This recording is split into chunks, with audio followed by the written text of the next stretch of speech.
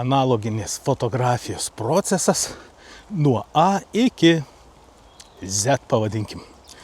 Tai tema labai įdomi, ypač tiems, kurie ruošiasi susidurti su analoginė fotografija, fotografuoti juostelę, kad suprasti, nuo ko viskas prasideda ir kuo viskas baigėsi.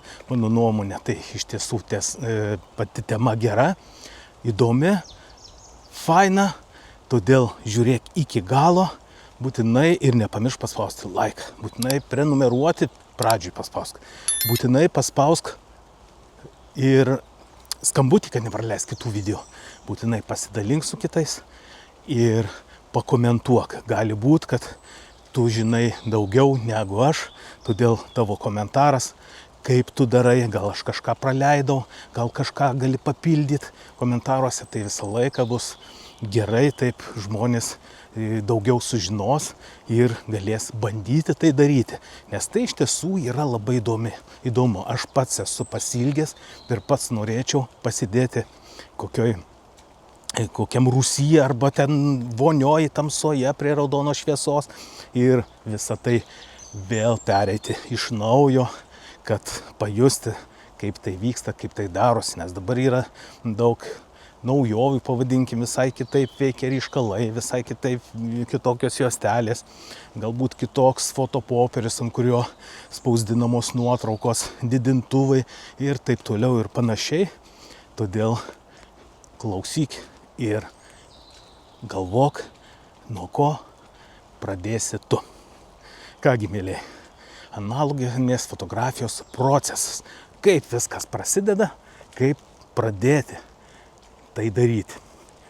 Žiūriu, kad čia uodų aplinkui jau sklando. Taigi, mėlyje, visų pirmiausia, imam fotoaparatą ir perkam juostelę. Dabar sakysi, bet tai kokią man tą juostelę pirkti? Girdėjai apie ISO, ar ne? Apie jautrumą. Pagalvot reikėtų apie tai, kur ir ką ruošies fotografuoti.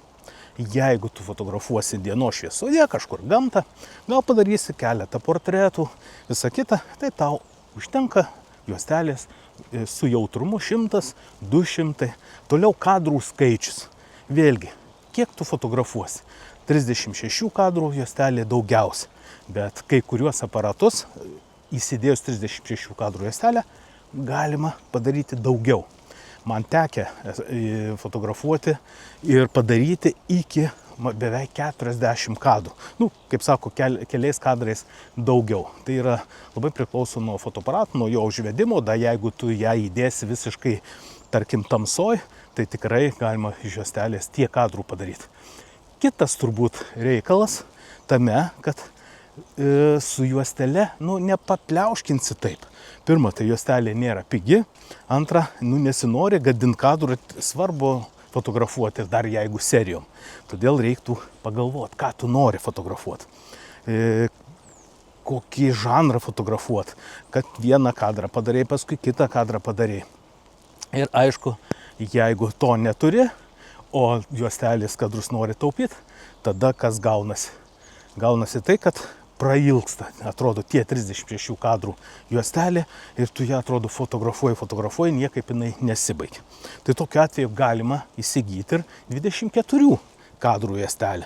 Arba būdavo 12, net nežinau dabar, ar tokių yra juostelių ar ne, bet galima mažesnį. Kas dar yra svarbu perkant juostelę? Būtinai reikia pasižiūrėti, koks procesas, arba pas pardavėją paklausti, koks ryškinimo procesas ant juostelės. Pavyzdžiui, gali būti C41. C41 procesas tai ryškinama laboratorijos. Ne namuose pats ryškinsi, bet laboratorijos.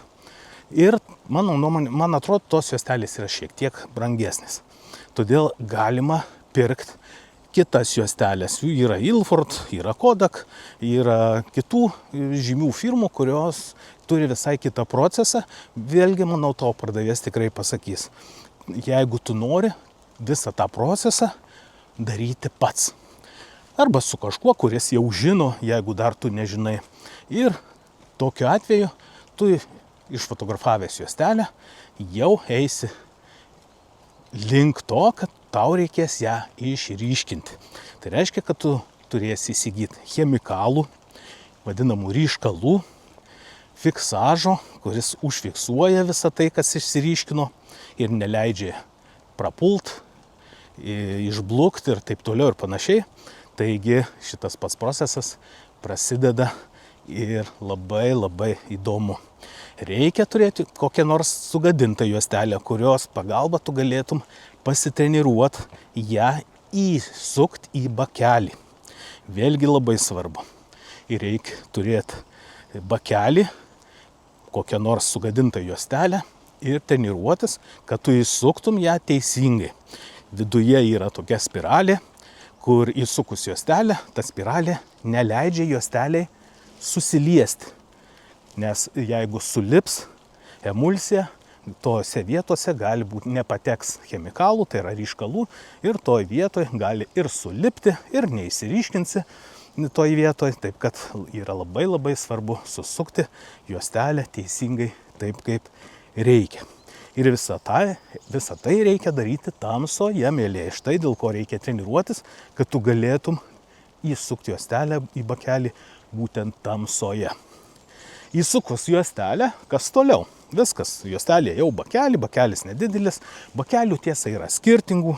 Jeigu jau tau labai patiks ir tu tų juostelių prifotografuosi, žodžiu, daug ir toliau vis fotografuosi ne vieną juostelę ir pats ryškinsi, tai galima bakelių įsigyti dvigubų, kur iš karto galima dvi juosteles įsukti ir iš karto ryškinti būtent dvi juosteles.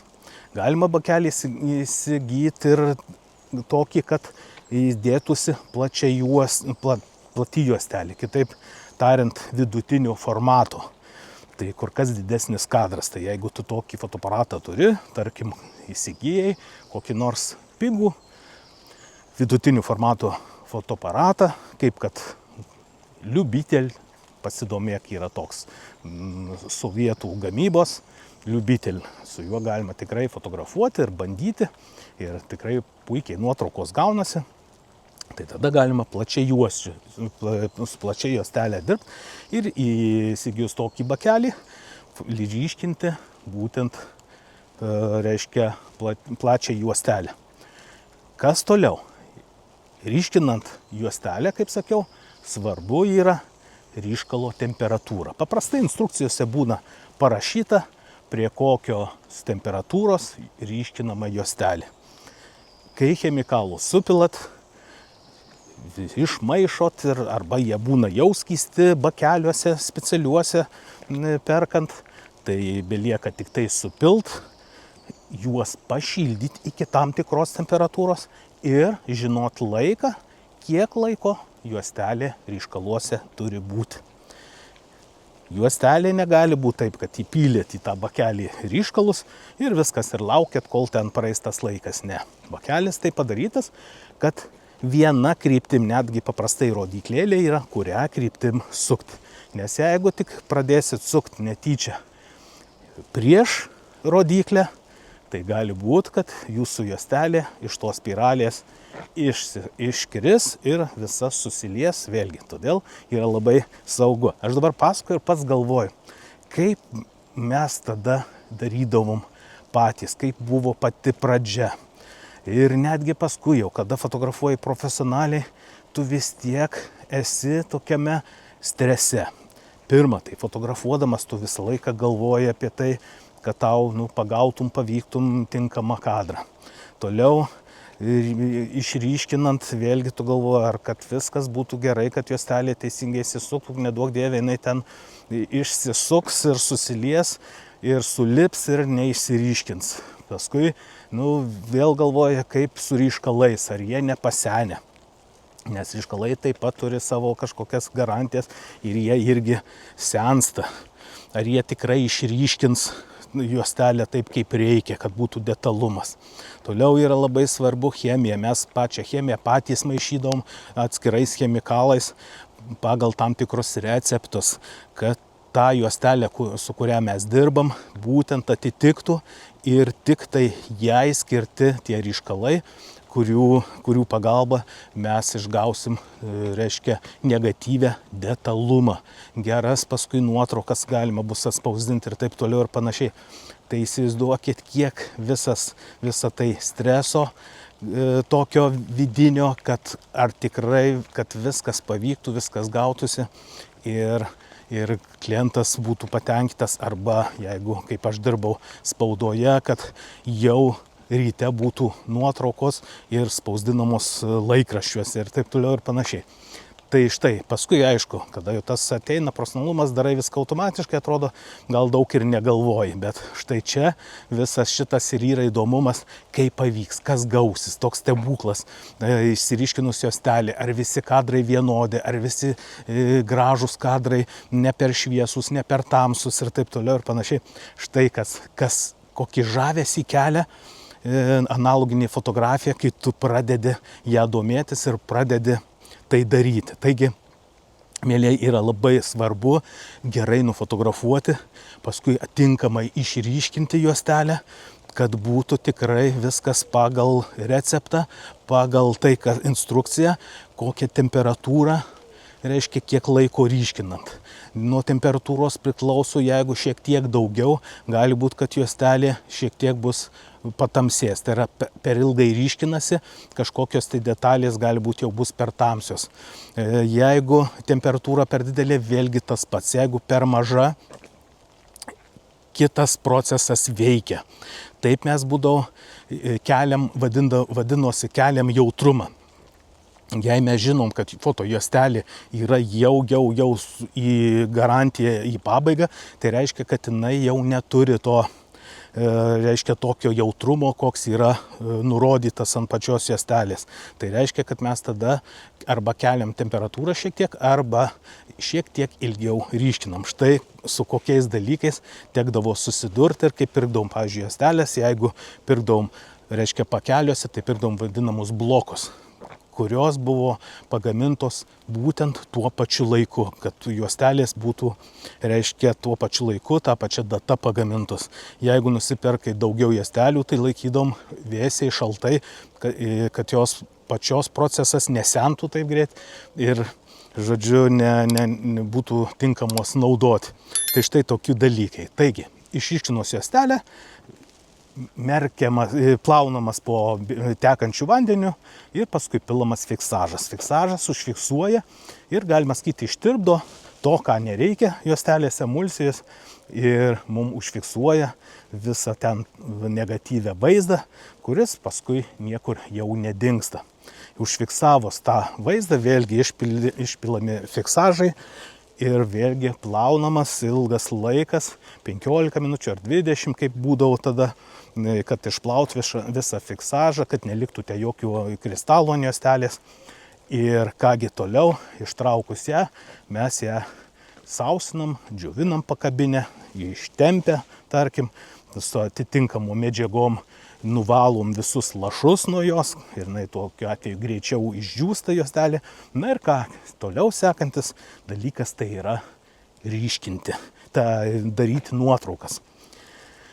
Kas tam reikalinga? Tam reikalingas didintuvas. Didintuvas tai yra toks aparatas, į kurį įdėjus juostelę šviečiama ant stalo, ant balto fono arba balto kažkokio tai stalo, ant kurio matosi visas negatyvas, visas juostelės vaizdas, bet negatyvas, ne pozityvas, o negatyvas.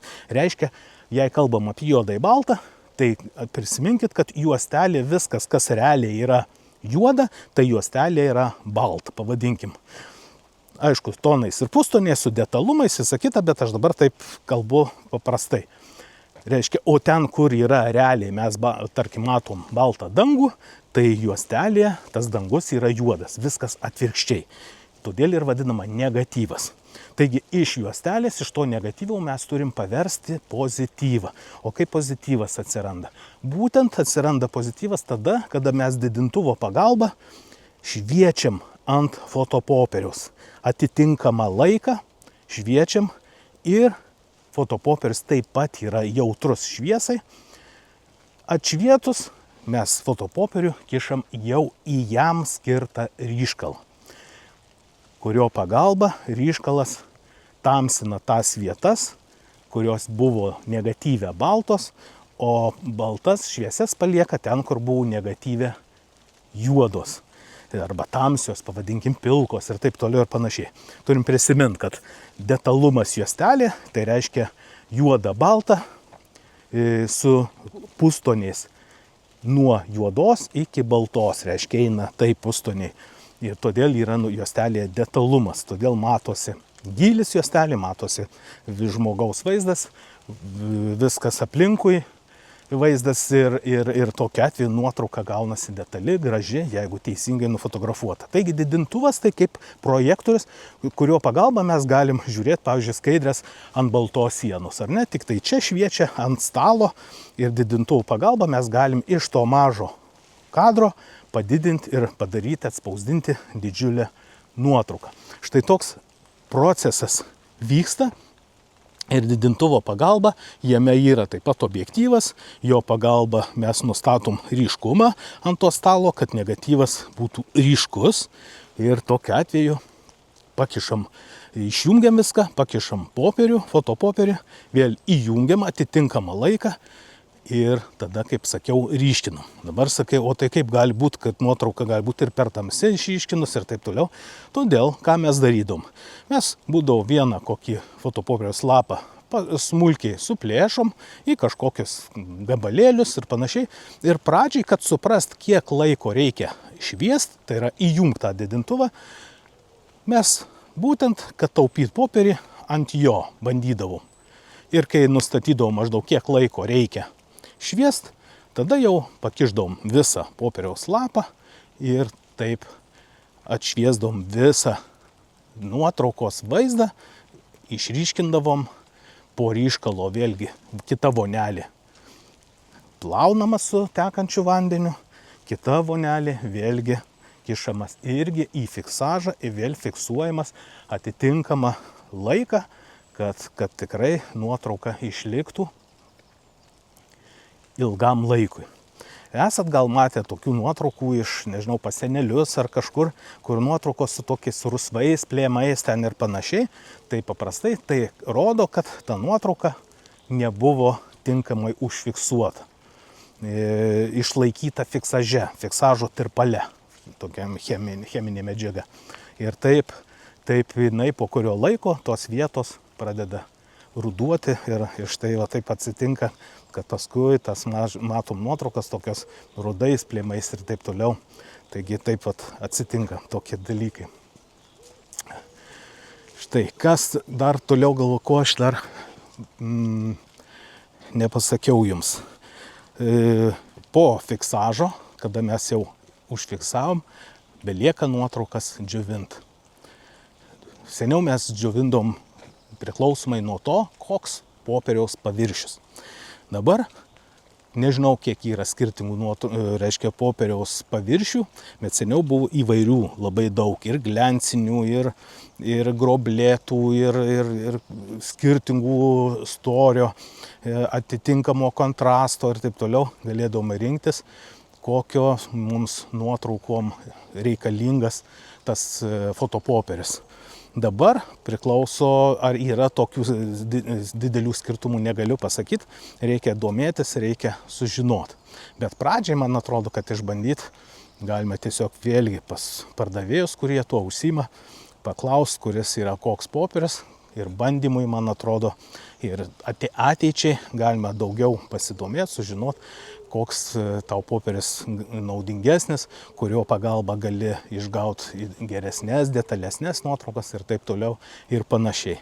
Viskas, išdžiovinus nuotraukas, mes ją galima žiūrėti, nežinau, dėti į kur nors į parodą, dar kur nors, priklausomai nuo to, kokio dydžio tu jas ten spausdinai, kokio dydžio tu jas ten darei ir taip toliau ir panašiai.